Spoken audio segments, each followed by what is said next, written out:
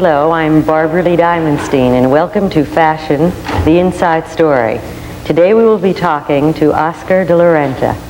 Dominican-born Oscar de la Renta was one of the first American fashion designers to mass market his products. Today his label is found on over 80 different items, everything from high-fashioned to household linens, sunglasses, umbrellas, and even the National Boy Scout uniform. A very warm welcome to you, Oscar. Why and under what circumstances did you leave the Dominican Republic? Well, I went to art school in the Dominican Republic.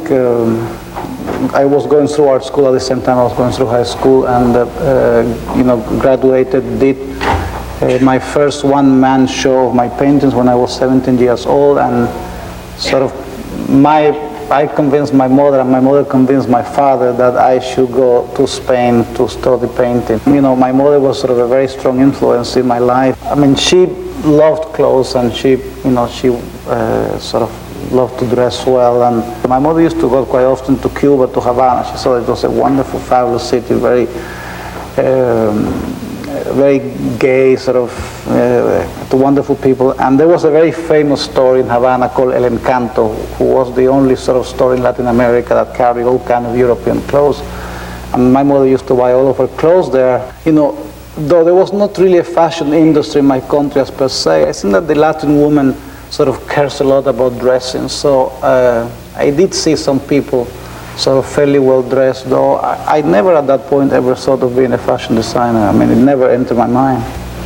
Well, there you were in Madrid studying art and suddenly became a fashion illustrator, as I understand it. My mother died when I was 19. My father remarried 2 years later and said enough of that nonsense of wanting to be a painter, to want to come back to the Dominican Republic. He wanted me to go into my father's business. He was in the insurance business, and he thought that I should go back and sell insurances. I wasn't really making any money with my work then, and I thought that one of the commercial aspects of being a painter was that probably because I could draw very well, I could make some fashion illustrations, and I started doing fashion illustrations for newspapers and for magazines in Spain, and I was making a little bit of money, and going into the fashion houses and looking at the clothes and designing the clothes, I started sort of, while I was waiting for the model to change, I said, well, if I would have made that dress, I would have made it differently. And I started doing sketches of my own. And one day a friend of mine saw those sketches, and he showed my sketches to Balenciaga, who was then obviously a very well-established designer already in France. He saw my sketches and saw that I was very talented and my sketches were very good, and asked me if I would like to come to work in his place as an illustrator. But at that time, it was quite customary that you will take young people and train them, and at the same time they will do some sort of job, picking pins and doing all sorts of things. And that is really what I was doing at Balenciaga. And what caused you to move on from there? I never thought I would give up painting at that point. That came much later. I thought that if I was going to be in fashion, and probably that was something that was compatible with painting, the best place to be was Paris, and at that point. And I don't think in those terms anymore now. But I asked Balenciaga if I could go and work in his house in Paris, and he said, well, I couldn't take you in my studio now because I really would like you to stay here for a while more, perhaps another year, and then you will come to Paris. But I was very, very impatient, and with the help of my sisters, the financial assistants of my sister were all married, I was able to go to Paris. I immediately started at the top. The first house I went to was Dior. I went to Christian Dior with my sketches, and I said I was looking for a job as an assistant designer. What is amusing about this story is that this is just the point back in 1959, I think, that where Yves Saint Laurent has left Christian Dior, and he had some kind of a nervous breakdown and left Dior. And Dior was in the process of engaging Marc Bohan, but it hasn't been officially announced yet. And when I showed my sketches to the lady who was at the head of the studio, Madame Marguerite was her name, she liked my sketches, so I was very talented, and she offered me a job. She said, I don't know what you will be doing because we are reorganizing our studio, but we will love you to work for us. very little money, $150 a month. And, but I was very, very happy, of course. For the opportunity. For the opportunity. That same afternoon, I was walking in the street, in Paris, which is a big city, and I met this Spanish friend of mine, and he asked me what I was doing. I explained, and he said, well, there is a very good friend of mine who is at the head of Glamour, a designer by the name of Antonio Castillo, and he's looking for an assistant. Why don't you go and see him? So I went with my sketches to see Castillo, and he loved my sketches. And again, he offered me a job. Before offering me the job, he asked me, did I know how to drape? And we know by now that you didn't. And I say yes.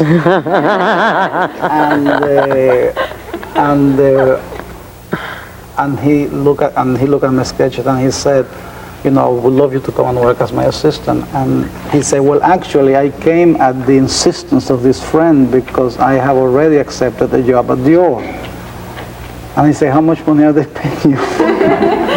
And I say, well, they offered me $200.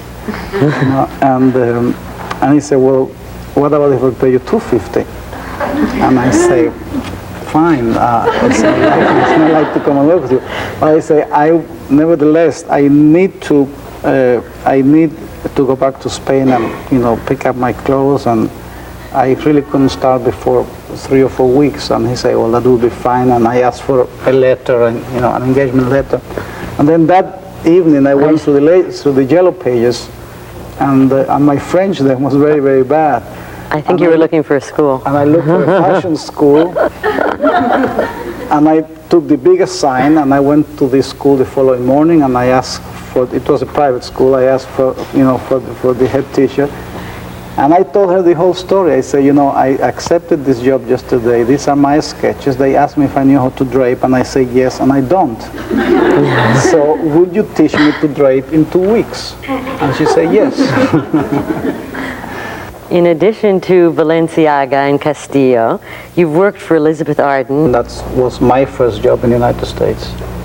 How did being apprenticed to these great designers influence you in your work and your design aesthetic?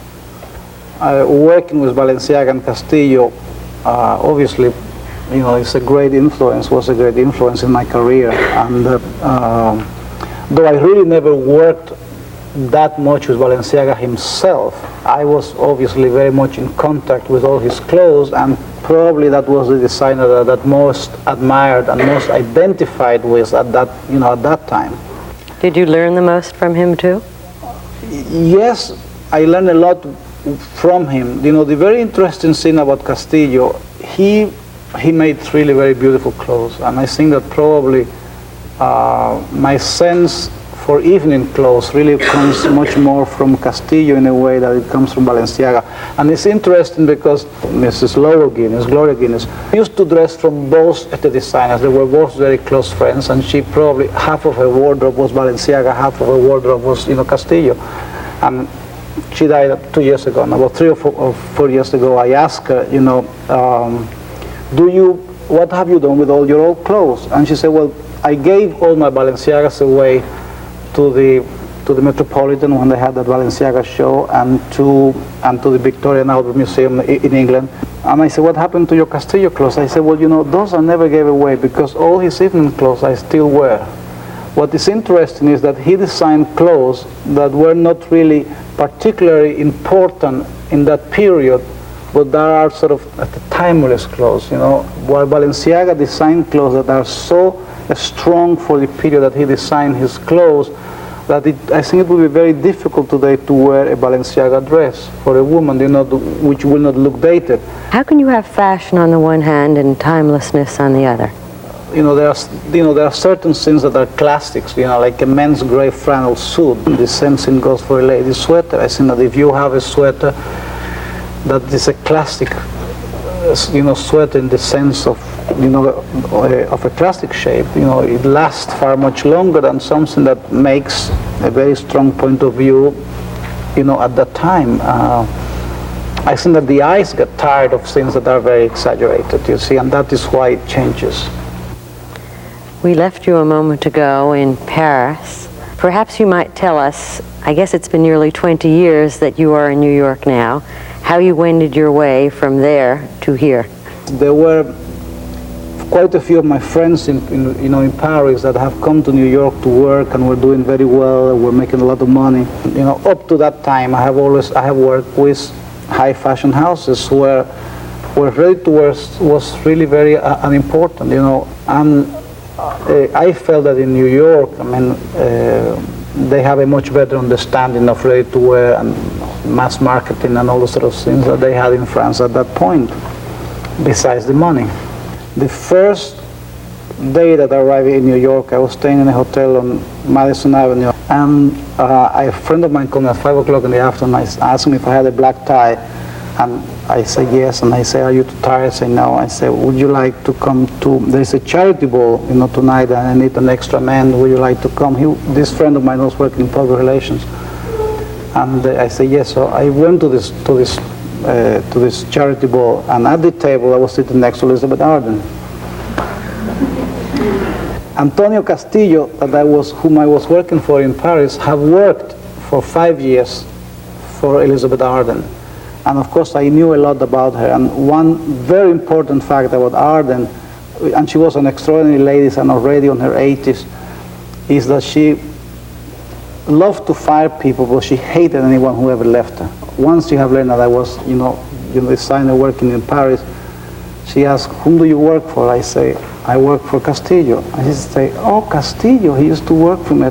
I say, yeah, I seem to remember he mentioned your name one time. Obviously, and I knew everything about his 5 years at Arden,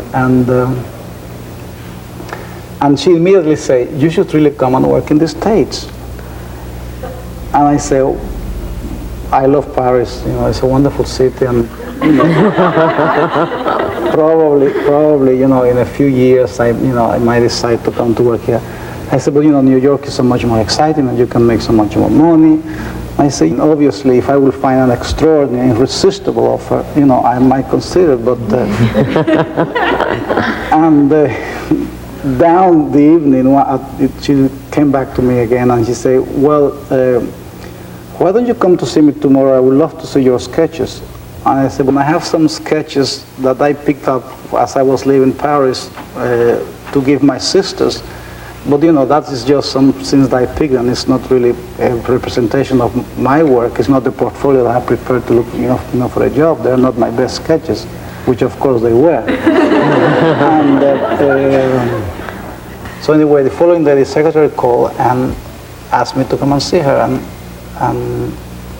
I went to see her at noon, and she went through my sketches very fast, and then she said, I would love you to come and work for me, design a collection for me. Again, I say, I'm not looking for a job. She said, well, what do you call an irresistible offer? And at that point, I was making in Paris $350 a month.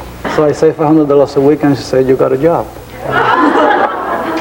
How did you get the publicity that you needed when you first started out here in New York?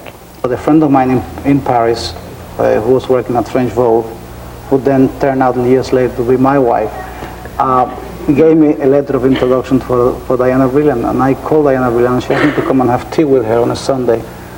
And she said, what are you doing here? What's what you want to do? I told her, and I say, actually, I have been offered 2 jobs. I have been offered a job to go and design for less money the ready-to-wear collection for Christian Dior, and I have been asked to go and work for Elizabeth Arden. And she told me, Miss Arden is a very difficult person. I said, yes, I know, because Castillo worked for her for 5 years. And Diane asked me, what is what you want in the future? And I say, I would love to be a very well-known designer of ready-to-wear clothes. And so she said, well, then you should go to Elizabeth Arden. Fashion, the inside story, will return in a moment.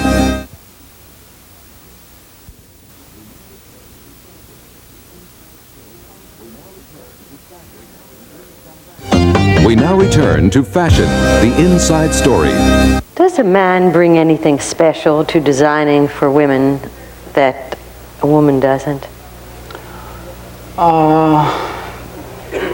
Yes and no. The most influential designer of the 20th century, the one who really sort of changed the way of dressing for women is a woman who was at the Chanel. I think that she really created, you know, the women's live movement. She really was the one who took women out of undergarments, and she created the modern woman of today. I think that, you know, by far she's, you know, the most creative and the most innovative designer of the 20th century. Well, it's been said that you, if not Freud, understands what women want.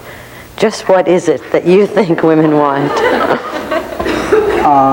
I think that this is sort of a guessing game. I probably... What's your best guess this year? I think that the same as every year. I think that women want to be dressed like women. Is it possible to get designer clothes at affordable prices? Yes. I think that, myself, I design many different lines. The dress you're wearing is from my Miso collection. Miso retails from I think $150 to about $350. And most dresses seem to be designed for very young girls or size 6 models. How about the rest of us?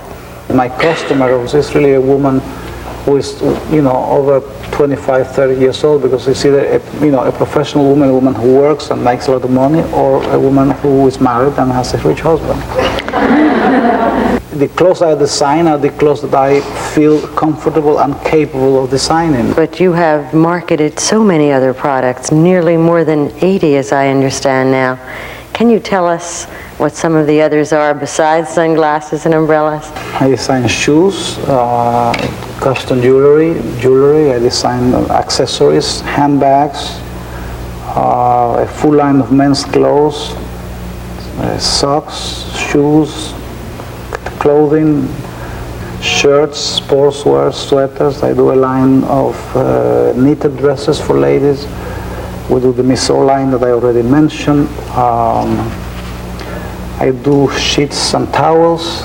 Oscar de la Renta is an empire that designer licensing has helped build. Well, I have a studio and I work with 4 assistants who design with me, plus 3 other assistants that get involved in other aspects of the functioning of the studio. And we really, design practically every product that is labeled with my name. I believe that your perfume is the #1 perfume today. Is that correct? It's #1 in the United States. Limited distribution. Oscar de la Renta you can only buy in established, a store like Saks or Bergdorf or Bloomingdale's. It used to be important that a scent was French perfume. That no longer seems to be the case. Who and what was responsible for that whole shift? We worked with different perfumers, American as well as French, and it happened that the fragrance that I liked most was the one that was created by the French house. But for the markets around the world where the name of Oscar de la Renta is not as well known as in the United States, it will be much more important to have a perfume made in France with the name of Oscar de la Renta than if it were made in the United States, where there is not a tradition for making fragrance. But the fact, I like the idea that a woman wears only really one fragrance, because it becomes herself. It's part of her identity. Part of her signature. And if that fragrance can be Oscar de la Renta, then that's even better. Why don't we talk about that identity for a moment? You are a kind of oracle on the subject of glamour. Perhaps you might help us define what that difficult term means. Just what is glamour? What makes a woman glamorous? Is it her clothing, her grooming, her posture, or is it really some other more mysterious quality? Glamour. I think that it starts within oneself. You see, I think that is the image that the woman's, glamour has nothing to do with beauty. Even a badly dressed woman can have some glamour. It's sort of. But I think that the glamorous woman is a woman who has sort of a certain kind of glow, and that glow is something that she has to create for herself. For any human being, I think that the most important beauty is the inner beauty. I think that the most important beauty is the beauty, not the beauty that you are born with, but the beauty that one creates for oneself. Being a name designer today is obviously a very serious business too. and it requires a special business sense as well as aesthetic ingenuity. How much of your time nowadays do you spend on the bottom line rather than the hemline? When I started my own business in 1965, I'll spend probably 90% of the time designing clothes. Today, I probably spend like 30 or 40% of my time designing clothes. Obviously, that is the time that I like the most, that is the time that I enjoy the most. Unfortunately, you know, my business, like almost any other designer's business, has changed in the sense that you know, the promotional aspects of it have become very, very important. America used to be the poor cousin of the European market, and now obviously it does set the pace. How do you account for that success and that change? Well, what happened is that, you know, for years, 7th Avenue was really controlled by manufacturer and not by designers. That really changed in my time when I came to 7th Avenue. Early in the 60s, the designers started to emerge as you know, as the stars on the label. But up to them, what American manufacturers have been doing is that they were buying they would go to Paris, buy clothes from the European market, bring them to the States, and, you know, copy them. And but then in the very early 60s, and even in the 50s, people like Claire McCardell, Norman Norell, those are the people who really sort of launched the importance of the American designer and who they created what this market is, you know, is today. It's been said that good taste is almost as rare as genius. Would you agree with that, and how would you define good taste? I think that good taste it comes from the appreciation of life. You know, I think that from the appreciation of life and from learning. You're known to millions of Americans not only by your clothes, but by your publicity. There are not many designers that appear on the cover of the New York Times magazine or are featured with such regularity in the national and international press. What next? Where are you headed, and what are some of the plans you have? I mean, I'm quite happy doing what I couldn't handle any more work than I'm doing, you know, right now. And I make very good money and very good living. I have a very happy life, and I'm just working hard to keep what I have. If an actor can be an ambassador, why can't a fashion designer be an ambassador? Is that a career that you might consider? You know, I have very strong ties to my country, to the Dominican Republic, and I have been offered more than one time to be the Dominican ambassador to, you know, to Washington. Well, I think that I am a much better ambassador by being just myself, and you know, I think that I serve my country better, my country of birth, by being Oscar de la Renta and by going there as myself. And I feel much happier as an American doing what I'm doing, because that is what I do best. If you had it to do over again, what would you do otherwise? Probably I would have done it the same way. I mean, there are a few mistakes, but they are not that important. Colorful, fanciful, inspired, these are the clothes designed by Oscar de la Renta. Through his words and his work, we have seen what happens when a designer translates his love of vibrant colors, forms, and fabrics into art that can be worn. Thank you, Oscar de la Renta, for being with us today.